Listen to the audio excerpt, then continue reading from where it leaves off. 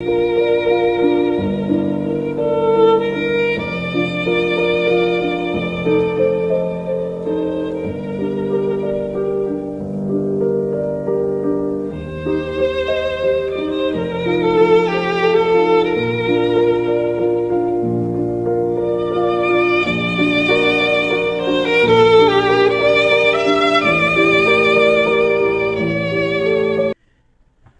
estamos chegando nessa data que a gente celebra o Natal.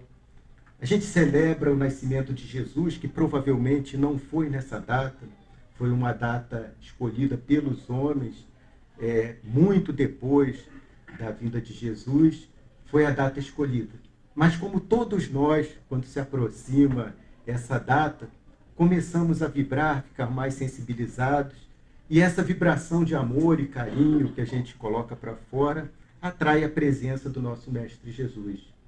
Então, aproveitando esse momento de sensibilidade que a gente está, eu fui desafiado por um grande amigo a falar sobre esse tema, João Batista, o arauto de Jesus. Essa palavra arauto talvez seja a desconhecida aqui quando a gente vai estudar. Arauto seria uma pessoa que faria o aviso de que uma autoridade estaria chegando a determinada cidade. Então, quando um rei, no passado, um príncipe, alguém, um imperador, estava se encaminhando para uma cidade, ele mandava à sua frente uma pessoa para que fizesse a sua anunciação. A essa pessoa que faz essa anunciação é dado o nome de arauto. Então nós temos João Batista como o arauto de Jesus, aquele que veio anunciar a chegada do nosso Mestre. E a gente começa perguntando o que essas imagens têm em comum.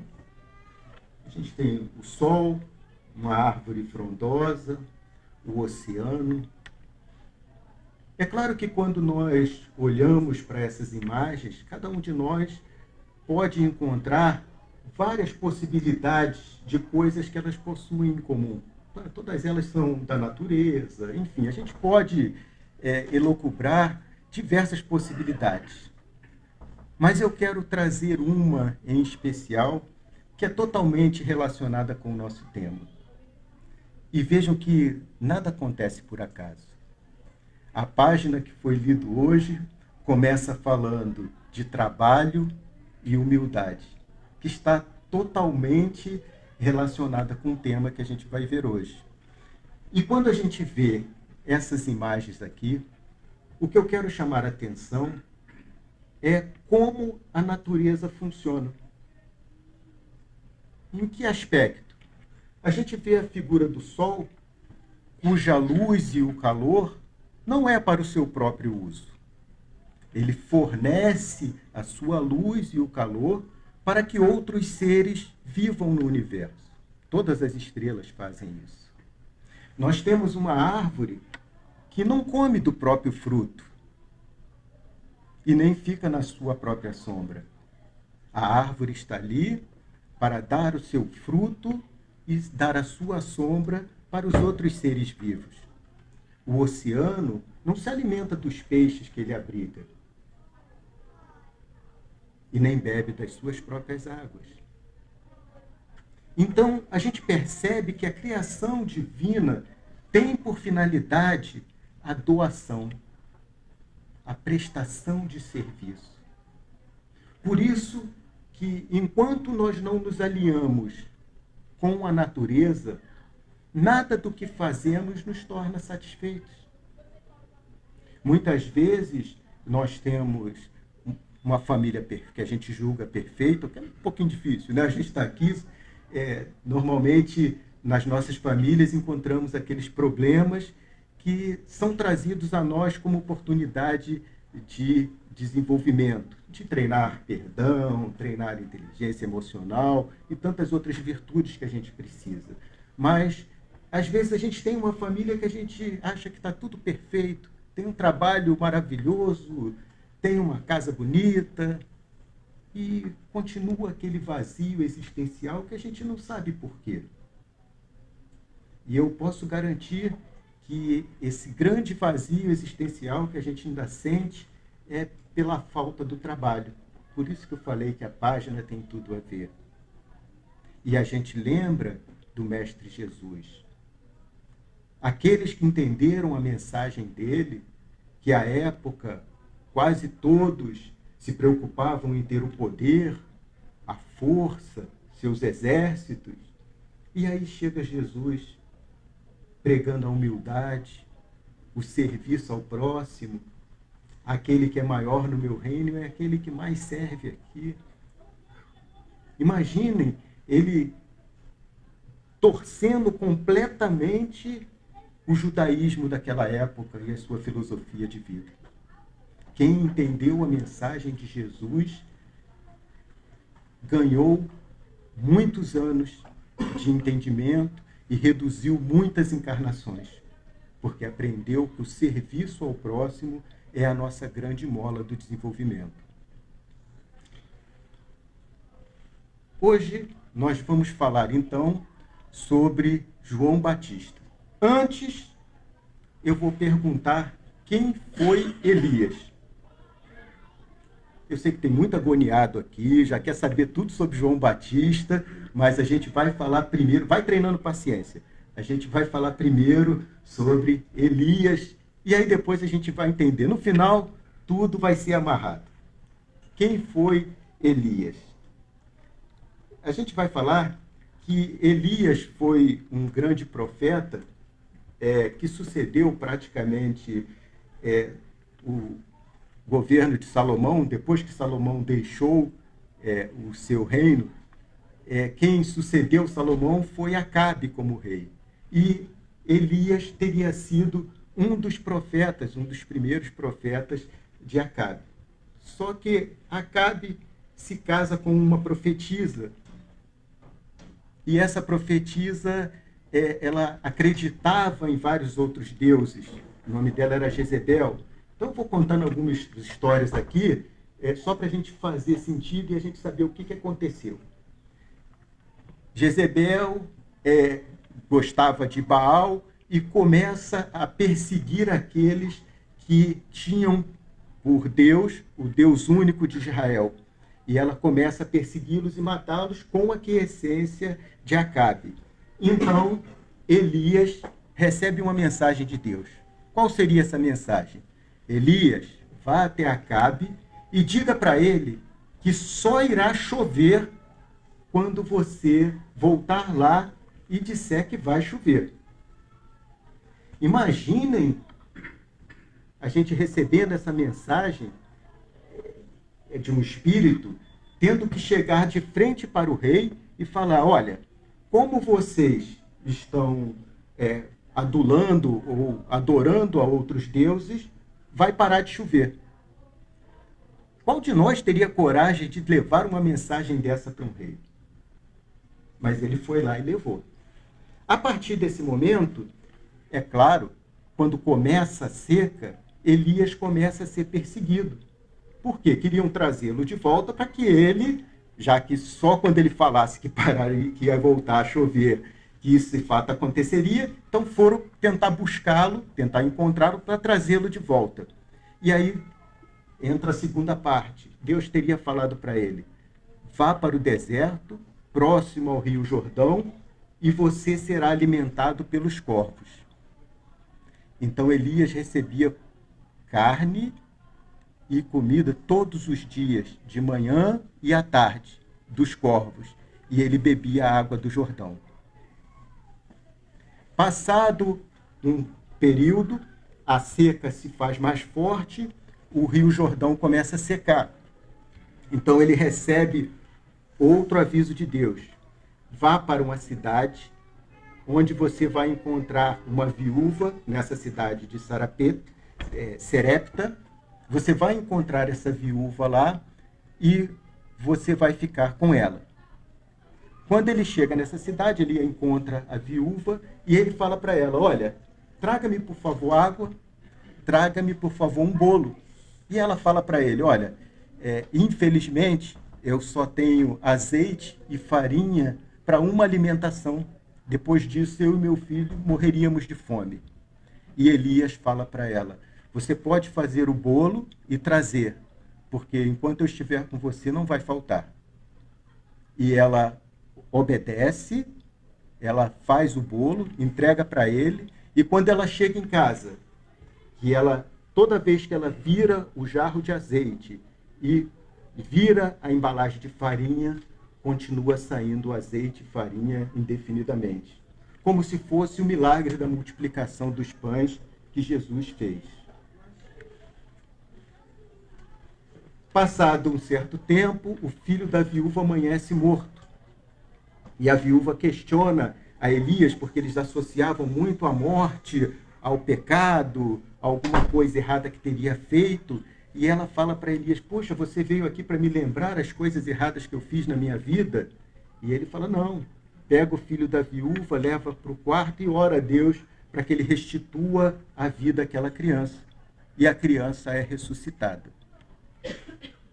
Milagre da ressuscitação. Passados 3 anos, Deus teria falado para Elias para que ele volte e desafie os profetas de Baal. Elias volta, avisa ao rei Acabe, olha, eu estou aqui de volta. A primeira coisa que Acabe fala para ele é, você então é o causador de tudo isso? E ele fala, não, o causador é o senhor que não está obedecendo às leis de Deus. Corajoso ele, né? Ou maluco, mas falou para o rei. A partir daí, ele lança o seguinte desafio. Olha, você vai trazer todas as pessoas ao monte, vai trazer todos os profetas de Baal, que são em número de 450, vamos preparar 2 altares. A partir desses 2 altares, a gente vai sacrificar 2 animais. As pessoas, os profetas de Baal, vão orar para Baal para que a lenha pegue fogo. E eu vou orar ao nosso Deus para que a lenha pegue fogo. E todos ficarão assistindo esse desafio. Acabe não tinha outra opção a não ser aceitar, e ele aceita o desafio. Reúne todos os profetas de Baal, leva para o monte, sendo assistido por todas as pessoas, e Elias fala para as pessoas, por que vocês, depois de tanto que Deus fez por vocês, ainda fazem adoração a outros deuses? E aí ele fala, olha, vocês podem começar a pedir que o fogo de vocês acenda. E os profetas de Baal, os 450, começam a fazer suas orações e nada. Começam a gritar, isso começa de manhã, esse desafio, começam a gritar, nada. Perto do meio-dia, eles já começam a se machucar, se cortar, porque fazia parte da tradição deles que quanto mais estivessem sofrendo, mais o Deus ouviria. Então eles começam os sacrifícios pessoais se cortando. E aí Elias começa a falar, eu acho que o Deus de vocês está dormindo, é melhor vocês falarem mais alto. Ainda era invocado ele, né? Ainda brincava ainda, né? Vocês podem gritar mais alto, porque ele não está ouvindo. Quando chega o início da tarde, os profetas de Baal já tinham desistido. Elias fala, agora é a minha vez. Ele solicita que sejam colocadas 12 pedras no altar, simbolizando as tribos de Jacó. Ele solicita que eles tragam 4 cântaros de água. Cântaro é aquela vasilha grandona de água. E ele manda que jogue a água sobre o animal que foi cortado lá e sobre a lenha. Olha a marra do cara. Além de botar a lenha lá, ainda manda jogar 4 cântaros de água. Não satisfeito, ele, vamos repetir, traz mais 4 cântaros de água. Fizeram isso 3 vezes, 12 cântaros de água. Diz que já, segundo descrição bíblica, já estava um lago em torno da fogueira.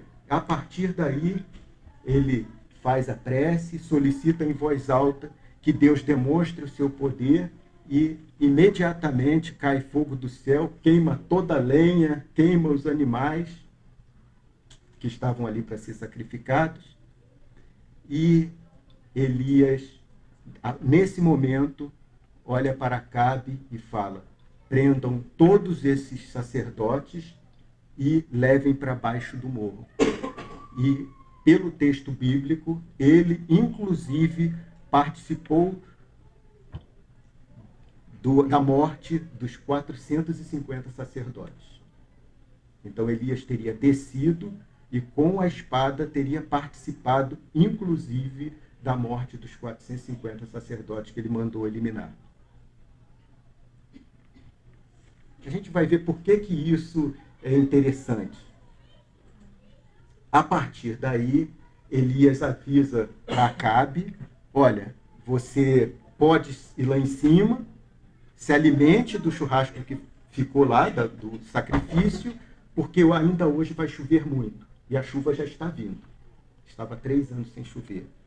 Então ele decreta, a partir desse momento, o fim da seca, como se tivesse poderes também sobre a natureza. É claro, tudo baseado nas ordens que Deus teria dado para ele. E logo depois começa uma chuva muito grande naquela cidade. Ele ungiu Eliseu, que foi um dos grandes profetas, e previu a vitória de Israel sobre os sírios. Os sírios tinham um grande exército, Israel só tinha 7.000 homens no total, entre homens, crianças, e ele avisou ao rei Acabe: o seu exército vai vencer o exército dos sírios, você pode ir lá e atacar. E a diferença era gigantesca de exército, armas, os sírios dominavam praticamente todos. E o exército dele foi lá e venceu. A partir daí, ele lavra a sentença do rei Acabe, porque o que o rei Acabe faz? Havia uma vinícola perto da casa dele e ele queria essa vinícola de qualquer jeito. Então, ele vai lá, tenta comprar a vinícola, o dono não vende.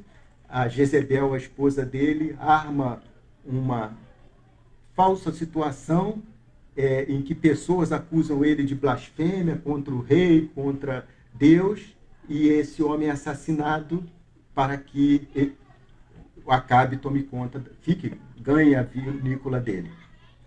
Então Elias vai lá e fala que aonde ele sangrou o dono da vinícola, ali correria o sangue dele em um pequeno espaço de tempo. E que a esposa dele, Jezebel, seria comida por cachorros. Profetizou a morte de Acasias. Quem era Acasias? Acabe foi o 7º rei, depois que veio a sequência de reis, veio Salomão, Acasias, o Acabe, e logo depois Acasias, que era o filho dele com Jezebel. Acasias estava na sacada da sua janela, escorregou e caiu e se machucou. E Acasias manda perguntar aos sacerdotes, alguns de Baal que teriam voltado, se ele sobreviveria ou não. Sabendo disso, Elias fala para ele: como você tem um Deus em Israel e foi perguntar a Baal, você não vai mais sair da cama. O seu destino vai ser findado aí. Esse rei, ele chega e fala: vamos buscar Elias, trazê-lo até aqui, que eu quero ouvir dele essa história. Ele manda um capitão e 50 homens no morro. Olha como é que o cara é poderoso. Para pegar um homem, mandaram um capitão com 50 homens. Para pegar um profeta que andava desarmado. Pois bem, chegando lá, esse capitão fala: olha, o rei determinou que você fosse conosco, apesar do seu poder. E Elias imediatamente fala: se eu for poderoso, eu quero que caia fogo dos céus e que todos vocês sejam queimados. Segundo o relato bíblico, teria acontecido na hora. O rei determina que outro grupamento, mais um capitão, mais 50 soldados, tentem executar a mesma missão. Chegando lá, é a mesma coisa: Elias, se eu sou rei, se eu tenho algum poder, se Deus me tem como profeta, eu quero que vocês sejam queimados. E eles são todos queimados. Por isso, 102 homens são queimados. Vão um terceiro grupamento. Mas parou em 102, né? Fica tranquilo, não vai ter mais. Só que o terceiro capitão que foi era malandro, né? O terceiro capitão olhou, viu aquele churrasco todo ali, 102 amigos ali, ele tem que chegar devagar, senão vou virar churrasco também. Então ele já chega, né? Por favor, estou vendo o seu poder, eu tenho família, o senhor, por favor, me acompanhe. E aí Elias, segundo a vontade de Deus, segue a esse último capitão, vai na presença de Acasias e avisa ele que ele estaria morrendo. Só que Elias, ele tinha uma peculiaridade. Ele usava sempre roupa de pele de animais e um cinto de couro, o que não era uma vestimenta normal e tradicional para quem vivia no deserto. O que isso tudo tem a ver? Aí já estão me perguntando, por isso que eu falei, tem agoniado, porque a gente veio falar de João Batista e está falando de Elias o tempo todo. Mais um. Ele fez inúmeros outros, eu trouxe aqui os principais. Elias prestes foi um dos profetas que teriam sido arrebatados, ou seja, levado com vida para o céu. Teria sido somente Elias e Enoque. E nessa passagem, Elias ele é convidado por Deus para botar Eliseu em seu lugar e se dirigirem de uma cidade para outra. Nesse caminho estaria o Rio Jordão. E aí Elias pega a sua capa, encosta no rio e o rio se abre para que eles passem, como se fosse a passagem que Moisés faz. Então, percebam, e a gente praticamente não conhece essa pessoa, porque a gente não tem o hábito de ler texto bíblico assim. Então, imaginem esse espírito aqui, Elias. Elias teria vivido mais ou menos 850 anos antes de Jesus. Mas 450 anos antes de Jesus, chega esse profeta, Malaquias, que teria sido, inclusive, o último profeta cujo texto entrou para o Antigo Testamento. Qual a importância disso? O que Malaquias fez? Malaquias era considerado um pequeno profeta. Pequeno porque tinha abaixo de 1,50 m, né? Não. O que é considerado pequeno e grande profeta? O pequeno e o grande profeta é considerado pelo tamanho de suas obras. Então, o Antigo Testamento tem 4 grandes profetas, Jeremias, Ezequiel, Daniel e Isaías, e 12 que eles consideram profetas menores. E Malaquias foi um deles. O que Malaquias fala?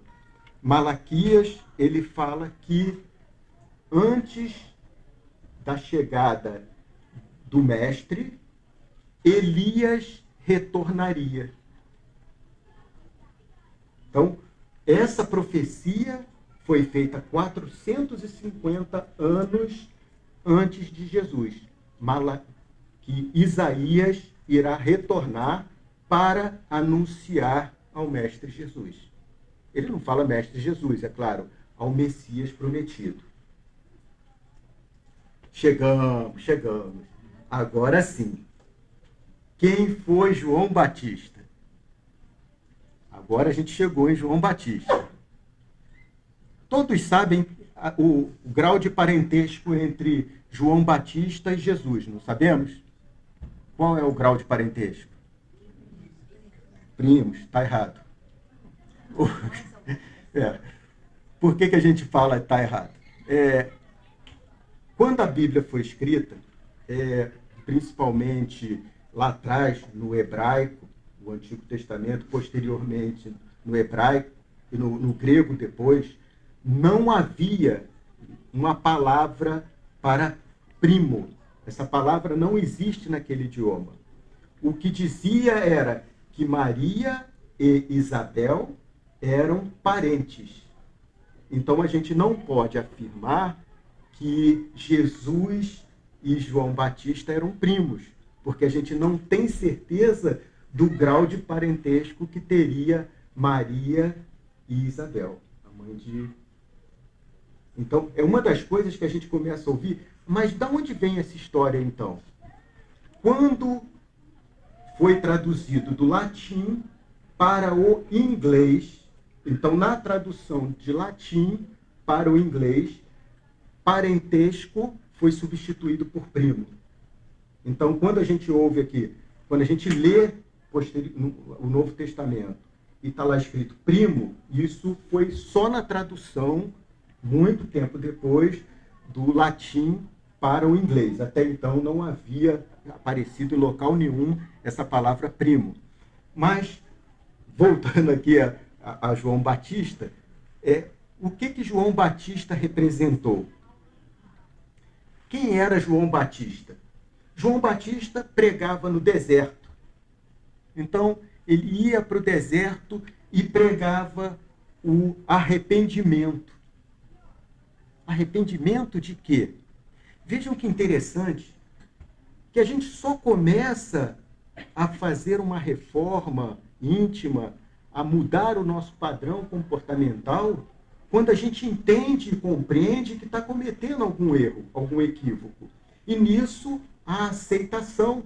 Eu tenho que me arrepender do que faço. E o arrependimento judaico naquela época era materializado em 3 etapas. Primeiro, era o arrependimento em si, a pessoa tinha que se arrepender, ela tinha que pedir desculpas e ela tinha que pagar em dobro o prejuízo que ela causou. Então, se não fizesse essas 3 partes, não havia arrependimento. E ele vem fazendo essa pregação, para que as pessoas se consertem, porque o reino de Deus está próximo. E o que Jesus fala de João Batista? Nessa passagem em que Jesus estaria na transmutação, em que ele sobe o monte e lá ele fica resplandecente, presenciado por Pedro, Tiago e João, Jesus, quando desce dali, ele estaria lá em cima, na presença de Moisés e Elias. Então, Jesus com os 3 juntos, com os 3 juntos, né? Jesus conversando com eles sobre como seria a sua morte. Então, Jesus já sabia que ele iria ser sacrificado em breve. E aí ele fala para esses 3 apóstolos que estariam seguindo: a ninguém conte antes que o Filho do Homem ressuscite. Então ele já sabia que morreria e já falava que ressuscitaria logo depois. E aí os discípulos perguntam para ele: mas Elias não tem que vir primeiro? Perguntam a ele. E Jesus responde: de fato, ele virá. Eu, porém, vos declaro que ele já veio e não o reconheceram. Antes fizeram com ele tudo o que quiseram. E assim o farão também com o Filho do Homem. Então, os discípulos entenderam que falavam a respeito de João Batista, de Elias. Ou seja, essa passagem aqui, para nós espíritas, existem outras que a gente pode mostrar, mas essa daqui é a passagem mais clara de um texto bíblico em que Jesus, aí a gente não está nem ouvindo de outras pessoas, a gente está ouvindo de Jesus que Elias, que João Batista foi a reencarnação de Elias. Porque não tem como explicar de outra forma. Elias tinha morrido há 800 anos atrás. Morrido não, ele foi arrebatado com vida. Mas ele voltou 800 anos depois, como João Batista. Como se deu isso? Então, para mim, essa passagem daqui é a mais clara de que a reencarnação existe, sendo falado pelo nosso Mestre Jesus, que Elias teria sido reencarnado posteriormente em João Batista. E o que isso tem de importância? João Batista fala de Jesus também. antes dele ser degolado. E aí a gente percebe que quando ele era Elias, ele praticamente determinou a morte de 450 profetas, ele não os poupou e participou da execução deles. Elias teria solicitado a Deus a morte daqueles 102 soldados que estavam cumprindo ordem. O capitão e os dois capitães e os 100 homens. Então, de alguma forma, João Batista também, apesar de ser um espírito muito iluminado, e a gente viu tudo que ele fez aqui, teria que resgatar, de certa forma, a passagem dele anteriormente. E ele é decapitado, como todos nós sabemos. E o que Elias, João Batista fala de Jesus? Ele diz: o machado está posto à raiz das árvores, portanto, toda árvore que não produz fruto é cortada e lançada ao fogo. Eu batizo vocês com água para o arrependimento, mas aquele que vem depois de mim é mais poderoso do que eu, do qual eu não sou digno de carregar as sandálias. Ele batizará com o Espírito Santo e fogo. Dessa frase aqui, para a gente voltar para casa hoje, eu quero ressaltar 3 pontos, que são fundamentais no que a gente veio ver aqui hoje. Primeiro ponto, quando ele diz que a árvore que não produz fruto é cortada e lançada ao fogo. O que é produzir fruto? É aquela finalidade que a gente mostra no início da natureza. É o serviço ao próximo. Aquele que não trabalha para o próximo, que não produz fruto, não tem finalidade na vida. Se a gente perguntasse aqui qual a finalidade da vida, eu posso asseverar que a vida em si não tem uma finalidade. A vida é uma oportunidade de praticarmos o bem ao próximo. Aí sim ela se torna efetiva. Aí sim ela se torna plena. Outro aspecto daqui é quando ele fala: eu batizo com água, mas vai vir alguém que vai batizar com fogo. Qual é a diferença? Imaginem que o batismo é uma transformação. E quando a gente pega alguma coisa e passa água, o que a gente está fazendo simbolicamente com esse objeto? Nós estamos lavando. Agora, essa limpeza, ela é superficial. Ela só ocorre por fora. Mas ele fala: mas depois de mim, vem alguém que vai batizar com fogo. E o fogo, ele tem essa mesma propriedade da água, de que a água. O fogo transforma por dentro, transforma completamente. Ele separa a nível molecular. Então, o que ele está dizendo aqui é que o que ele está fazendo ali é apenas uma mudança. O batismo que ele está propondo é uma mudança superficial. A mudança que Jesus faz, ela é uma mudança radical que se dá no espírito, no nível em que ele não poderia alcançar. E por último, é uma frase que ele fala aqui. Quando a gente vê um espírito como João Batista, que teria sido Elias, e aí agora a gente explica por que a gente fez questão, até ficou um pouco enfadonho, é claro, mas a gente é importante a gente mostrar quantas coisas Elias fez. E é o mesmo espírito. Então, alguém que realizou todos aqueles milagres. Imagine um espírito capaz de fazer todos aqueles prodígios. Coisas que Jesus fez posteriormente. Mas eu diria que Moisés, Elias e Jesus foram aqueles que mais realizaram. O que a gente fala milagres, Nós, espíritas, não acreditamos na palavra milagre propriamente dita. A gente acredita que são fenômenos que a gente ainda não consegue explicar com o nosso conhecimento e tecnologia. E grande parte do que eles realizaram, até os dias de hoje, a gente não conseguiria reproduzir. Muitos dos milagres que Jesus fez, nos dias de hoje, com todo o conhecimento, toda a tecnologia, a gente não consegue reproduzir. Então, espíritos, aquele espírito de Elias, que teria feito todas aquelas coisas, todos aqueles milagres, olha o que ele fala. Eu não sou digno de carregar as sandálias.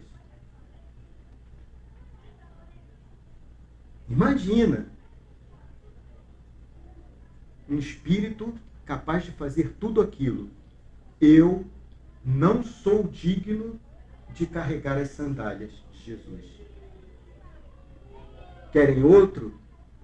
Paulo, que a gente sabe que ele praticamente é responsável por 50% do Novo Testamento.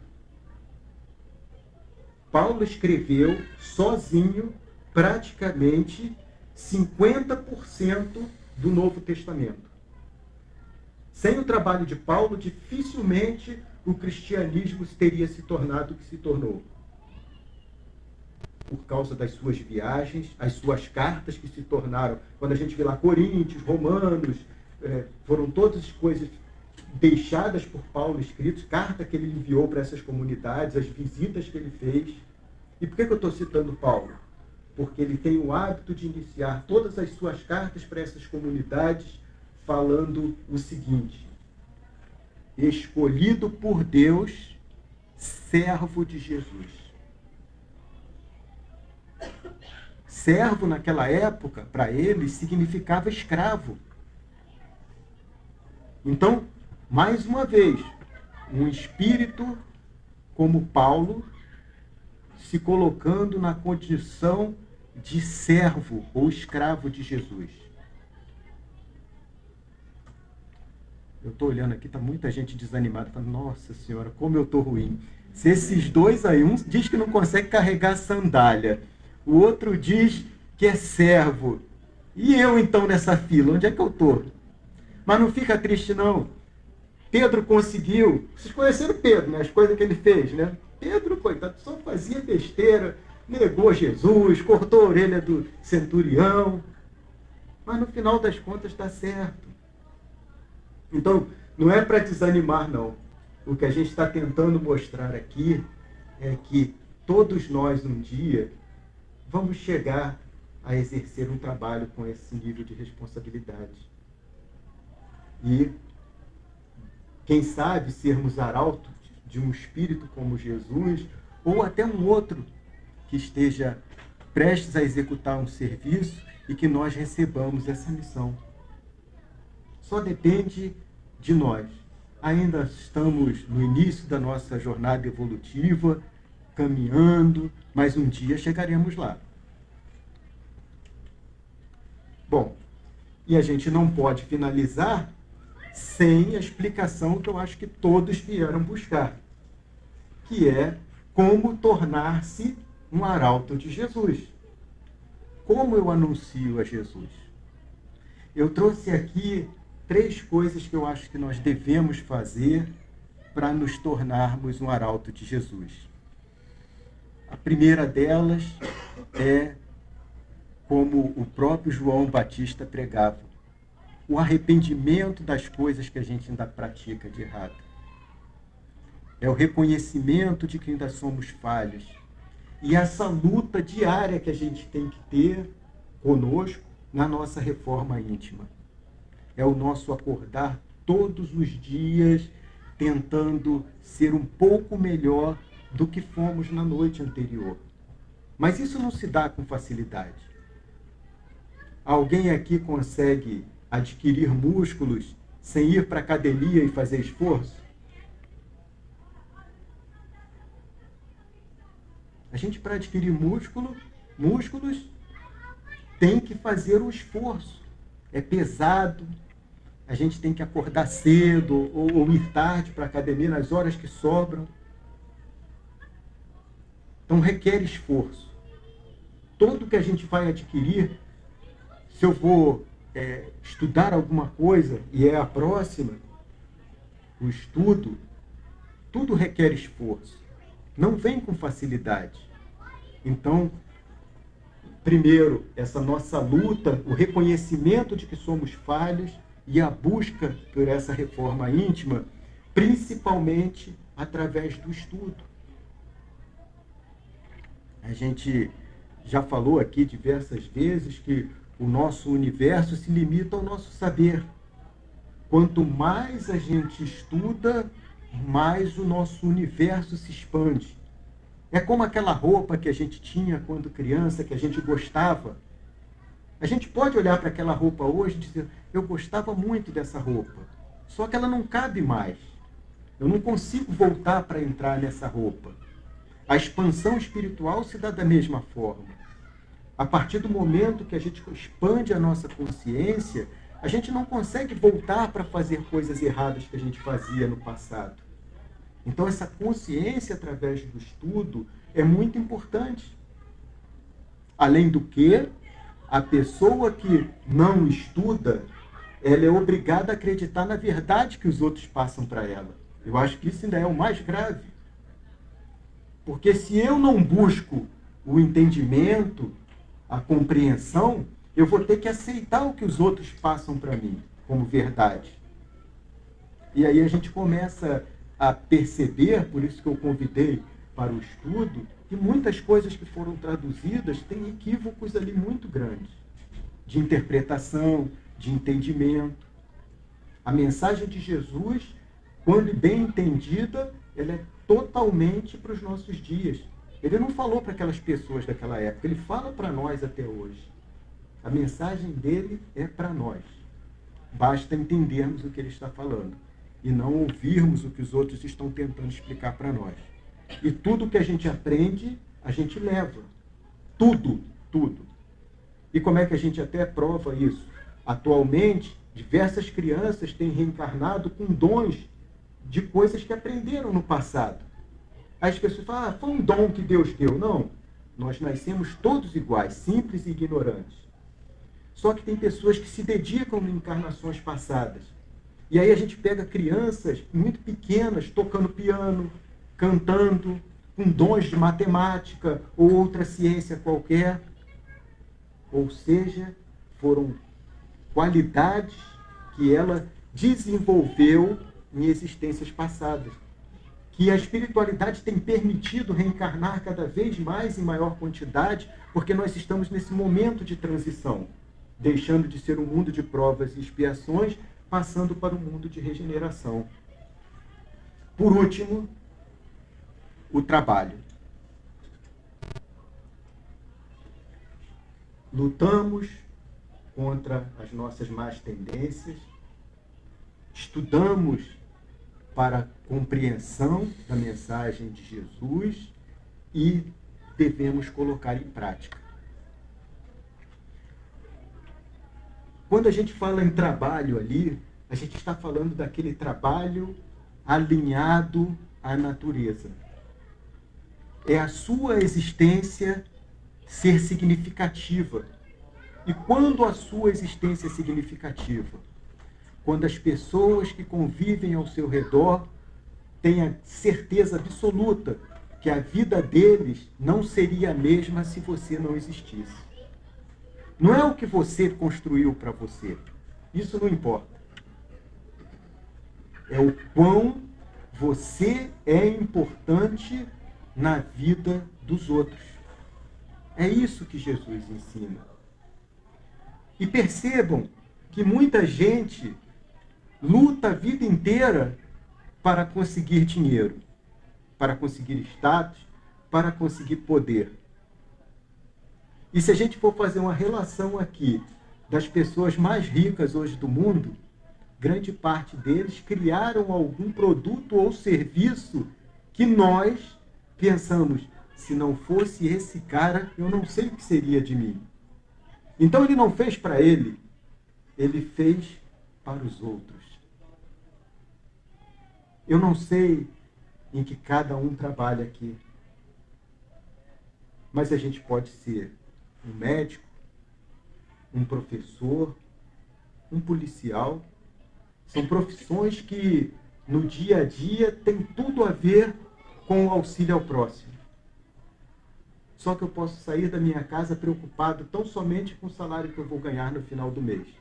O trabalho que eu vou executar é consequência do que vão me pagar no final do mês. E eu posso sair para fazer uma coleta de lixo pensando, hoje eu vou prestar um serviço àquelas pessoas, removendo da porta daquelas pessoas que eu não conheço o lixo que elas produziram. Percebam que o trabalho não está associado à importância do que você faz. É como você faz aquilo que você chama de trabalho. É o quanto de carinho e amor que a gente coloca nas nossas profissões no serviço ao próximo. É o ambiente de trabalho em que eu estou ali para servir, para auxiliar, para ajudar, para ser um ponto de luz, para trazer uma mensagem agradável, para ficar calado e ouvir aqueles momentos em que as pessoas passam de tristeza. Eu posso ajudar de diversas formas. E é isso que se chama de trabalho, não aquilo que me remunera. Muita gente fala que se eu tivesse dinheiro, eu iria executar tais e tais trabalhos, fazer uma instituição de caridade, e deixa, às vezes, de executar pequenas coisas no nosso dia a dia que fariam a diferença na vida dos nossos irmãos. E foi essa a mensagem que o nosso Mestre Jesus trouxe para nós. Então, na noite de hoje, eu, mais uma vez, só tenho a agradecer o carinho de cada um, o tempo em que carinhosamente me cederam os seus ouvidos, já que o estudo, como eu falei, é uma pequena contribuição. Espero que todos tenham, neste final de ano, festas, Natal, Ano Novo, de forma maravilhosa. Quando estiverem abraçando alguém no Natal, não abracem a pessoa como um simples amigo. Deem um abraço em Jesus. Cada pessoa que a gente for abraçar, sintam-se como se estivesse abraçando a Jesus. Faz toda a diferença na nossa vida.